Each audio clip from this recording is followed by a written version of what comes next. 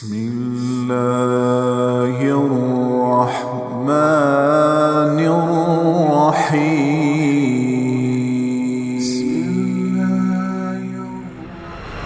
اس لیے میرے نبی نے فرمایا سب سے اعلیٰ درجے کا مسلمان وہ ہے جو بیوی سے اچھا سلوک کرے۔ یہ اس کے اندر وجہ کیا ہے؟ سب سے مشکل ہوتا ہے بیوی کو برداشت کرنا، اور سب سے مشکل ہوتا ہے بیوی سے اچھا سلوک کرنا۔ جو یہ رگڑا کھا جائے گا وہ اپنے آپ ہی سب سے اعلیٰ بن جائے گا۔ جو بیوی کو رگڑا دے گا وہ خود ذلیل ہو جائے گا۔ آپ کو حدیث سناتا ہوں، بڑی ہیوی ویٹ چیز ہے۔ میرے نبی نے فرمایا عزت دار شریف آدمی بیوی کو عزت دیتا ہے، اور کمینہ آدمی بیوی کو ذلیل کرتا ہے۔ کمینے کا لفظ میرے نبی کی زبان سے نکلے، کتنا ہیوی ویٹ لفظ ہے کمینہ۔ لئیم یغلبہن اللئیم ویغلبن الکریم۔ آپ نے فرمایا کہ شریف آدمی اپنی بیوی کو عزت دیتا ہے، اور کمینہ آدمی اپنی بیوی کو ذلیل کرتا ہے۔ اور میں کمینہ بن کے نہیں رہنا چاہتا، میں عزت دار بن کے رہنا چاہتا ہوں۔ میں اپنی بیوی کو عزت دے کے رہنا چاہتا ہوں۔ اور بیوی کو بتایا اگر میری شریعت میں سجدہ ہوتا تو بیوی سے کہتا اپنے خامد کو سجدہ کر۔ بیلنس کیا۔ لیکن زیادہ احادیث آیات عورتوں کے حقوق کی ہیں، چونکہ کمزور ہے اور پستی ہے، اور بہت حق تلفی ہوتی ہے عورت کی، ماں کے روپ میں، بیوی کے روپ میں، بیٹی کے روپ میں بہت حق تلفی ہوتی ہے، تو قرآن اس کو زیادہ ہائی لائٹ کرتا ہے، اور میرے نبی نے بھی اسی کو زیادہ ہائی لائٹ کیا ہے۔ تو خامد اور بیوی کا رشتہ ایسا عالی شان رشتہ ہے کہ اللہ تعالیٰ نے اس کے لیے سینکڑوں آیات اتاری، اور اس کو سب سے اعلیٰ درجے کا مسلمان قرار دیا ہے جو بیوی سے حسن سلوک کرے، اور آپ نے کر کے دکھایا۔ یہ بہت اہم اس لیے ہے کہ بیوی اگلی نسل کے وجود میں آنے کا ذریعہ ہے۔ اس کے پیٹ میں اگلی نسل پروان چڑھ رہی ہوتی، میری اگلی نسل اس میں پروان چڑھ رہی ہوتی۔ میں اگر اس کو ذلیل کروں گا تو سٹریس میں جائے گی، وہ ڈپریشن میں جائے گی، وہ غصے میں جائے گی، وہ دکھ اٹھائے گی، وہ چپکے سے آنسو بہائے گی۔ یہ سارا ڈپریشن میری اولاد پہ جائے گا جو پیٹ میں پنپ رہی ہے۔ اس وقت بچوں کے ڈاکٹر سائیکائٹرسٹوں کی لائن لگی ہوئی ہے کہ ہمارے بچے پیدائشی سٹریس اور ڈپریشن کا شکار پیدا ہو رہے ہیں، کیونکہ معافی چاہتا ہوں، ہمارا سسرالی معاشرہ بہت ظالم ہے۔ سسرالی معاشرہ وہ کسی برادری کو، سندھ، پنجاب، بلوچستان، پاکستان، بہت ظالم قسم کا معاشرہ ہے، اور اس میں بہت کم گھرانے ایسے ہیں جو آنے والی کو، بیوی کو عزت دیتے ہیں۔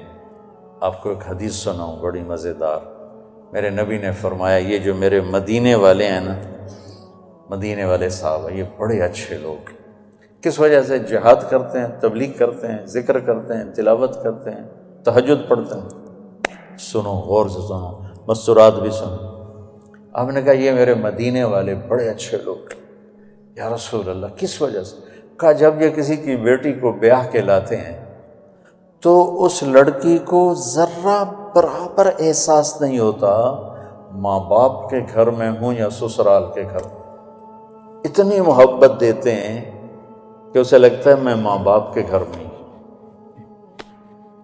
میں نے اپنی بیٹیوں کو رخصت کر دیا اور کسی کی بیٹیوں کو لایا اپنے بچوں کے لیے، تو میں بیٹی کی جگہ بہو کو بٹھا دوں، کیا فرق پڑتا؟ میری بیگم نے اپنی بیٹیوں کو ڈولی میں ڈال کے آگے بھیج دیا، اور کسی کی بیٹی کو ڈولی میں ڈال کے گھر لے آئی، تو ساس بننے کی بجائے ماں بن جائے تو کتنا اچھا ہو جائے گا۔ اور یہ بچی اپنی ماں کو چھوڑ کے، باپ کو چھوڑ کے خامد کے گھر آئی ہے، تو یہ اپنے ساس سسر کو ماں باپ بنا لے تو کتنا اچھا ہو جائے۔ کہ بھائیو یہ میرے نبی کی زندگی ہے۔ آپ کو عجب حدیث سنو، ابھی یاد آئی۔ قیامت کے دن بلایا جائے گا، بلاؤ بھائی مفتی نجیب بڑا آیا فتوے دینے والا، تولو اس کے عمل تولو، ٹھیک ہے؟ طارق جمیل کو بلاؤ، بڑا بھاری خطیب بنا پھرتا ہے، اس کے عمل تولو۔ سب سے پہلے کس عمل کو تولا جائے گا؟ دوبارہ، سب سے پہلے کس عمل کو تولا جائے گا؟ وہ میری تبلیغ نہیں، میرا اللہ کہے گا بیوی سے کیا سلوک تھا وہ تولو۔ مفتی صاحب ہے، مولانا صاحب ہے، رضوان صاحب بڑا تاجر ہے، نمازیں نہیں تولی جائیں گی، سب کچھ تولے گا۔ سب سے پہلے بیوی سے سلوک تولا جائے گا، اور بیوی کا خامند سے رابعہ بصری بھی ہے تو پہلے خامند سے سلوک کیا تھا، پہلے وہ تولا جائے گا۔ یہ اتنا اہم چیپٹر ہے۔ تو طیب میٹھا بول، کھانا کھلانا، معاف کرنا، صبر کرنا، یہ ہمارے گھر کی زندگی کو، اتنا بڑا لان ہو یا چارپائی ڈالنے کی جگہ ہو، زندگی خوبصورت ہوتی ان رویوں سے جو میں بتا رہا ہوں۔ زبان میں ناگن چھپی ہوئی ہو تو زندگی تھوڑا ہی ہے، زندگی ہے یا کوئی طوفان ہے، ہم تو اس جینے کے ہاتھوں مر چلے۔ اللہ مومن خان کی قبر روشن کرے، کیا شعر کہہ گیا، آتی جاتی سانس کا عالم نہ پوچھ، جیسے دوری دھار کا خنجر چلے۔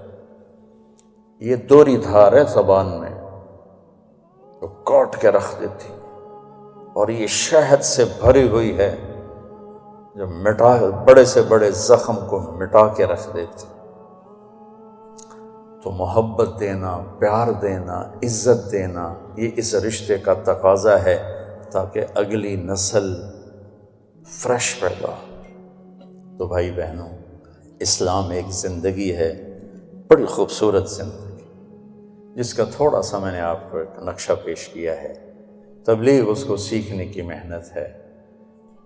عبادات اور فرائض تو مختصر ہیں، 5 نمازوں کے بعد اوور، حج کے بعد دوسرے کا مطالبہ کوئی، زکوٰۃ دینے کے بعد دوبارہ مطالبہ کوئی نہیں، اور حج زکوٰۃ ہے بھی پیسے والے، 1 مہینے کے روزے کے بعد مطالبہ کوئی نہیں۔ لیکن زندگی کیسے گزارنی ہے، اس کا 24 گھنٹے مطالبہ ہے۔ ماں کے ساتھ کیسے ہو، باپ کے ساتھ کیسے ہو، بیوی کے ساتھ، بیوی کا خامند کے ساتھ، کہ دونوں کا بچوں کے ساتھ، بچوں کا ماں باپ کے ساتھ کیسے معاملہ ہو، یہ 24 گھنٹے کی زندگی۔ بھائیو، اپنے نبی کی سیرت پڑھا کرو، اپنے نبی کی زندگی پڑھا کرو، اپنا قرآن پڑھا کرو، آپ کو پتہ چلے کہ زندگی کس چیز کا نام ہے۔ جب اللہ آپ کو توفیق دے، تبلیغ میں 3 دن بھی لگانا شروع کریں گے تو آپ کو بہت فائدہ ہوگا۔